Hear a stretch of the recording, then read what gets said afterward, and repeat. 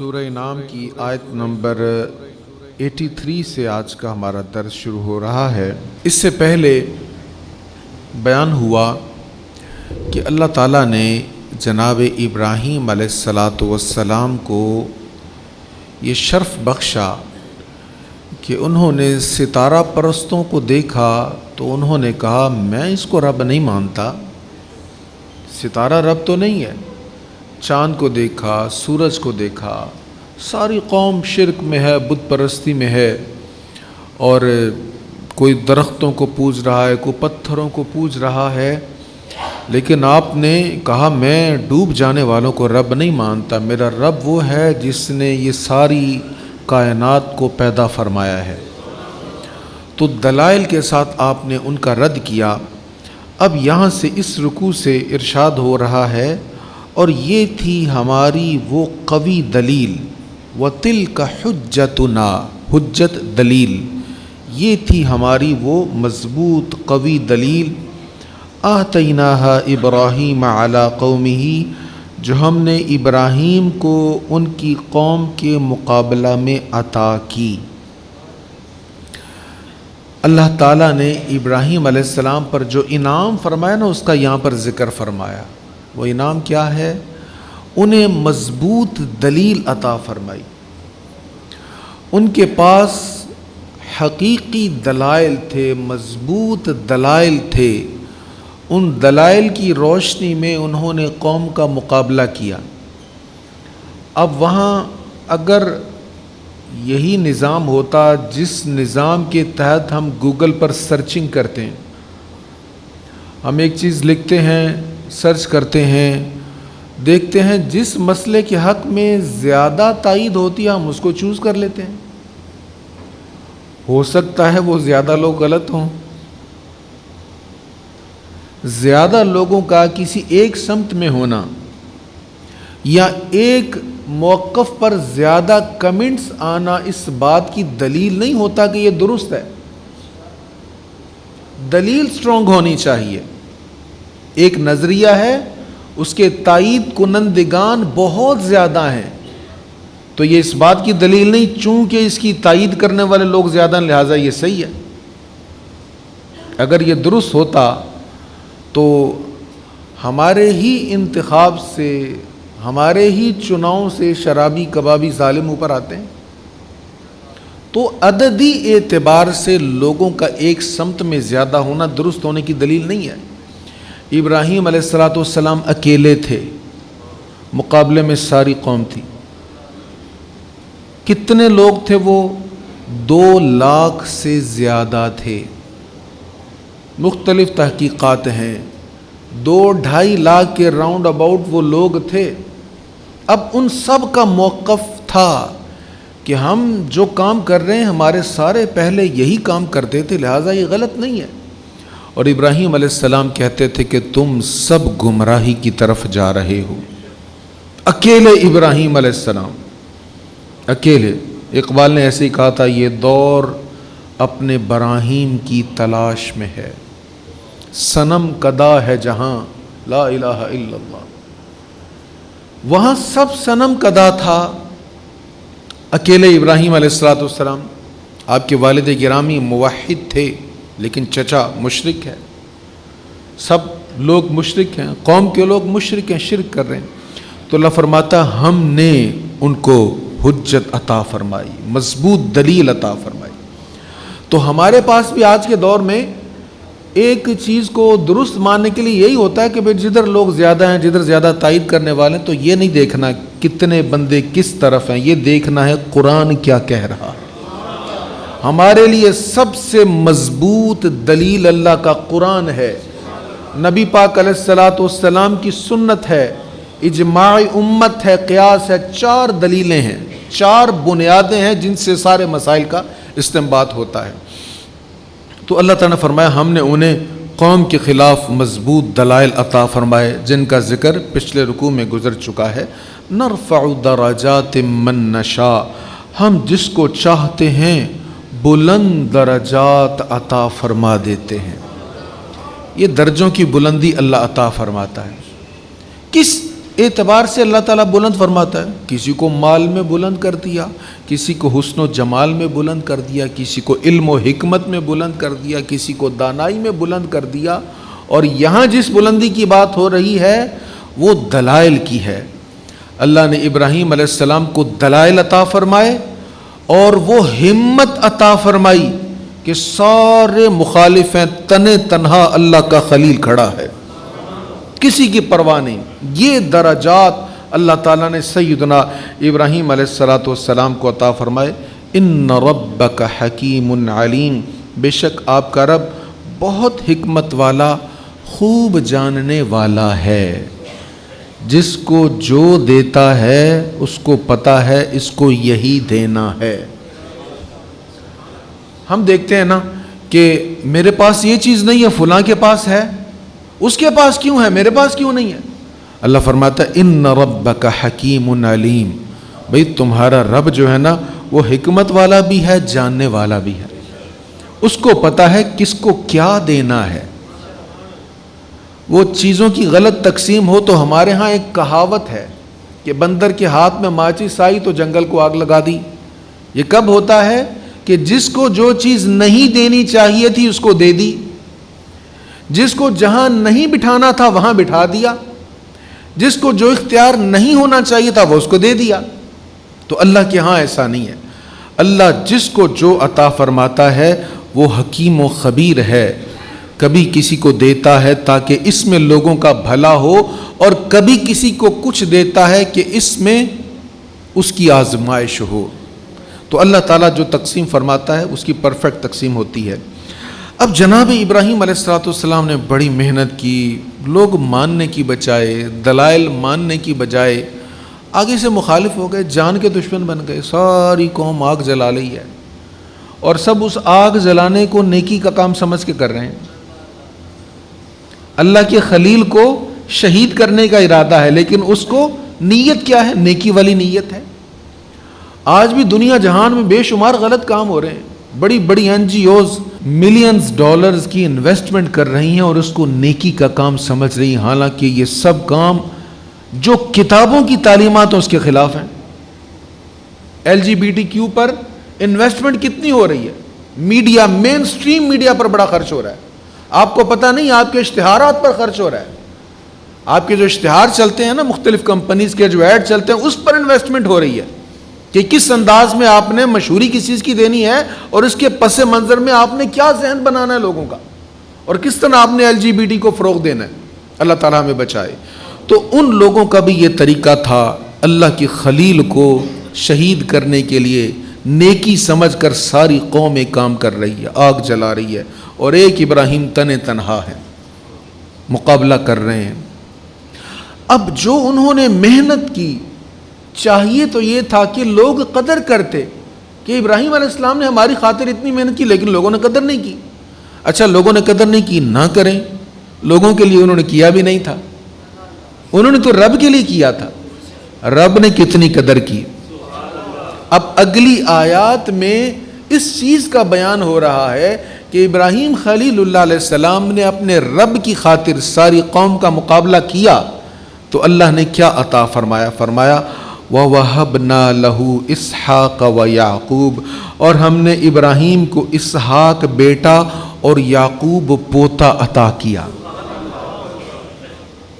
یہ کس نے عطا کیا؟ رب نے عطا کیا.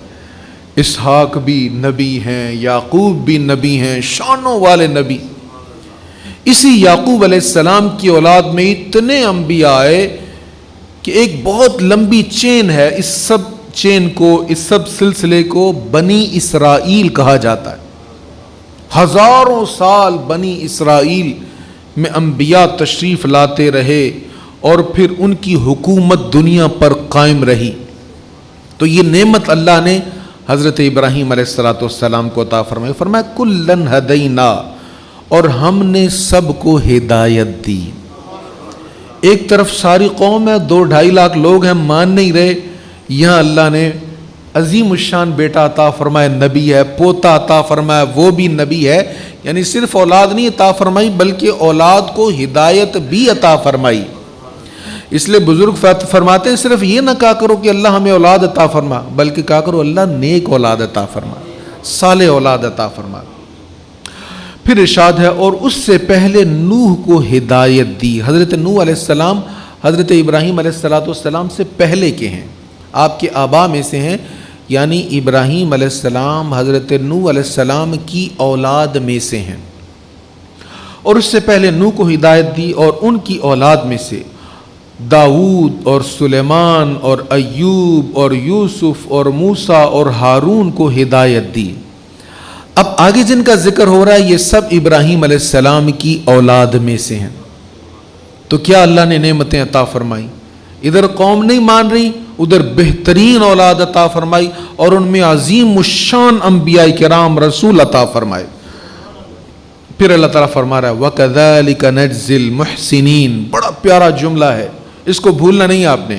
وَكَذَلِكَ نَجْزِي الْمُحْسِنِينَ، یہ پیچھے ذکر ہوا، یہ عطا کیا، یہ عطا کیا، یہ عطا کیا، پھر فرمایا اور ہم اسی طرح نیکی کرنے والوں کو جزا دیتے ہیں۔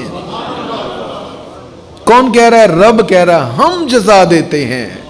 کوئی ہمارے لیے کرے تو صحیح، کوئی ہماری سمت میں آئے تو صحیح، بھئی تمہارا ارادہ ہماری خاطر ہو تو صحیح۔ تم لوگوں سے کیوں توقعات رکھتے ہو کہ لوگ تمہیں اچھا کہیں گے، لوگ تمہیں جزا دیں گے، لوگوں میں پذیرائی ملے؟ نہیں نہیں، لوگوں کے لیے تو کرنا ہی نہیں ہے تم نے۔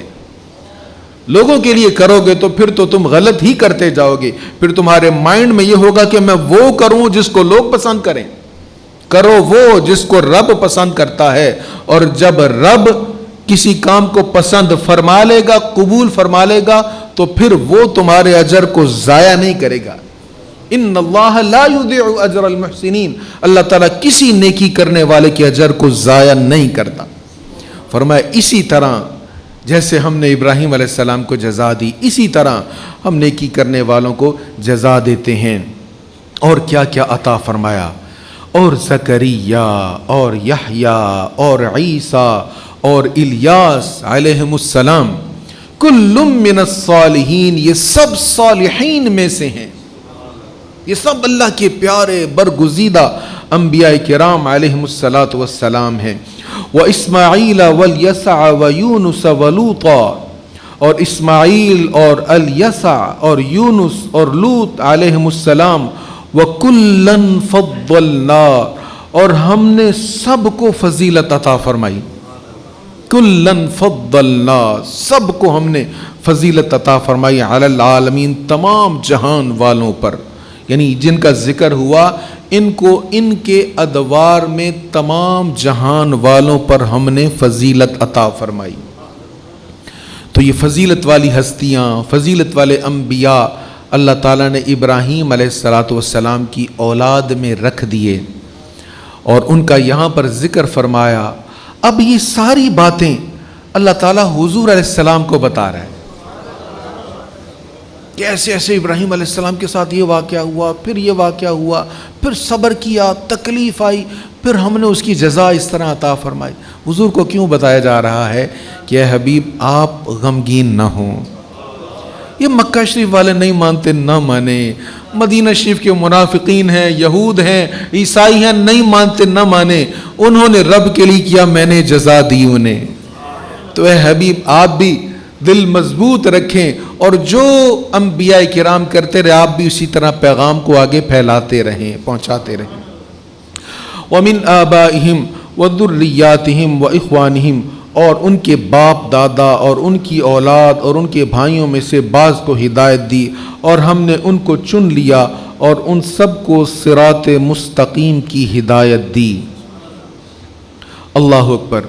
یہاں سے مفسرین کرام فرماتے ہیں دیکھیں اللہ تعالیٰ نبی پاک علیہ السلام کو پہلے والے انبیاء کی باتیں سنا رہا ہے، ان کے تذکرے سنا رہا ہے، اور ہمارے لیے اس میں سیکھنے کی چیز کیا ہے کہ جو بھی صالحین ہیں، سب سے افضل تو انبیاء ہیں، ان کے بعد پھر اولیاء ہیں، تو ان کے تذکرے، ان کی باتیں سننا سنانا تو قرآن سے ثابت ہے۔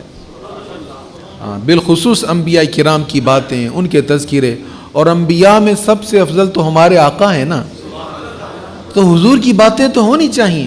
یہی تو ایمان کو جلا بخشنے والی باتیں ہیں، حضور کی باتیں، حضور کے تذکرے۔ وہ کسی نے بڑی خوب بات کہی تھی، ان کی دھن، ان کی لگن، ان کی تمنا، ان کی یاد۔ کہتے میرے پاس کیا ہے؟ کچھ نہیں ہے، بس یہی ہے حضور کے بارے میں، ان کی دھن، ان کی لگن، ان کی تمنا، ان کی یاد۔ مختصر سا ہے مگر کافی ہے سامان حیات، بس یہ کافی ہے میرے لیے۔ اور سیدی رضا نے کہا انہیں جانا، انہیں مانا، نہ رکھا غیر سے کام۔ انہیں جانا، انہیں مانا، نہ رکھا غیر سے کام، للہ الحمد میں دنیا سے مسلمان گیا۔ بس حضور سے تعلق مضبوط ہو جائے، یہی اللہ مصطفیٰ کریم کو بتا رہا ہے، انبیاء کی باتیں سنا رہا ہے، اور یہی ہمارے لیے سبق ہے کہ نبیوں کے ساتھ اپنا تعلق مضبوط کر لیں۔ اور ہمارے لیے جس نبی سے تعلق مضبوط کرنا واجب اور فرض ہے وہ سیدنا محمد کی ذات ہے صلی اللہ علیہ وسلم۔ پھر فرمائے ذالک ھدی اللہ یہدی بہ من یشاء من عبادی، یہ اللہ کی ہدایت ہے جس کے ساتھ وہ اپنے بندوں میں سے جسے چاہتا ہے ہدایت دیتا ہے، اور اگر وہ شرک کرتے تو ان کے کیے ہوئے نیک عمل ضائع ہو جاتے۔ انبیاء کا ذکر ہوا، فرمایا اگر وہ شرک کرتے تو ان کے عمل ضائع ہو جاتے۔ تو انبیاء تو شرک سے بچانے کے لیے آتے ہیں نا، ان سے شرک کا ہونا تو ممکن ہی نہیں ہے، ممکن ہی نہیں ہے، لیکن ہمیں بتایا جا رہا ہے کہ وہ بھی اگر شرک کرتے تو عمل ضائع ہو جاتے، لہٰذا تم بھی بچ کے رہنا، شرک کے قریب نہ جانا۔ صرف رب کی عبادت، وہی وحدہ لا شریک ہے۔ اللہ ہمیں اپنی ہی بارگاہ میں جھکے رہنے کی توفیق عطا فرمائے، زندگی بھر مرتے دم تک اپنی بندگی نصیب فرمائے۔ اولیاء اور صالحین کا یہ طریقہ رہا ہے، جب کسی نے تعریف کی نا تو انہوں نے یہی کہا بس دعا یہ کرو دنیا سے جاؤں تو ایمان سلامت لے کر جاؤں۔ اللہ اکبر۔ اس سے آگے ارشاد ہے، یہ وہ لوگ ہیں جن کو ہم نے کتاب اور حکم شریعت اور نبوت عطا کی تھی، پس اگر یہ لوگ ان چیزوں کا انکار کرتے ہیں تو کوئی حرج نہیں، ہم نے ان چیزوں پر ایسی قوم کو مقرر فرما دیا ہے جو ان چیزوں کا انکار کرنے والی نہیں ہے۔ یعنی اے حبیب، اگر مشرکین مکہ آپ کی باتوں کو نہیں مانتے، نہیں قبول کرتے، نہ صحیح، آپ مدینہ طیبہ میں جائیں گے نا تو وہاں پر بہت سے غلام آنکھیں بچھا کے انتظار کر رہے ہوں گے، وہ ایک ایک آپ کی بات پر پہرا دیں گے، آپ کے لب ہلیں گے تو جانیں قربان کرنے کے لیے حاضر ہو جائیں گے، اور اس کتاب کو مضبوطی سے تھامیں گے اور دنیا میں پھیلائیں گے۔ پھر اس سے آگے اللہ تعالیٰ فرماتا ہے اولئک الذین ھدی اللہ فبہداہ مقتدی، یہ وہ لوگ ہیں، یعنی پیچھے جن انبیاء کا ذکر ہوا، یہ وہ لوگ ہیں جن کو اللہ نے ہدایت دی، سو آپ بھی ان کے طریقہ پر چلیں، آپ بھی ان کے طریقہ پر، نبیوں کے طریقہ پر چلیں۔ مفسرین نے کہا ہے کہ اللہ تعالیٰ نے حضور علیہ السلام کو انبیاء کی باتیں بتائیں، ان کی صفات بتائیں، ان کی خوبیاں بتائیں، اور پھر فرمایا آپ ان کے طریقہ پر چلیں۔ اب ہو سکتا ہے اللہ اپنے حبیب کو حکم دے اور حضور عمل نہ کریں، اللہ نے حکم دیا اور یقیناً حضور نے عمل کیا، تو نتیجہ کیا نکلا؟